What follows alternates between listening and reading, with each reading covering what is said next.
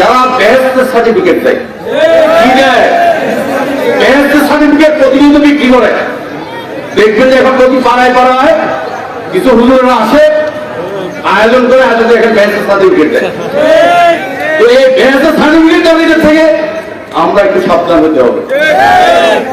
শহীদ রাষ্ট্রপতি জিয়া রহমানের নাম নিলে প্রতিদিন ব্যস্ত দৃষ্টি আমি বিশ্বাস করি, কারণ উনি দেশের জনগণের সাথে হটকারিতা করেন নাই, দেশের জনগণের সাথে প্রতারণা করেন নাই, দেশের মাটির সাথে উনি প্রতারণা করেন, দেশের জনগণকে মুক্তিযুদ্ধে যুদ্ধ করেছেন, দেশ পুনর্গঠন করেছেন, পুনর্নির্মাণ করেছেন, দেশকে অর্থনৈতিকভাবে স্বাবলম্বী করেছেন।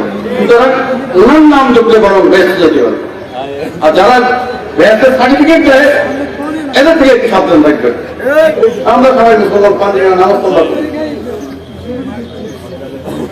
কিন্তু এদেরকে ভোট দিলেও নাকি আমরা ব্যস্ত দিচ্ছি, এদেরকে ভোট দিতে হবে, তাহলে ব্যস্ত দিচ্ছি। সুতরাং এই বেহেশতের থেকে একটু নিজেদেরকে সাবধান রাখবেন, এই আশা এই প্রত্যাশা করে আজকে আমার বক্তব্য শেষ করলাম।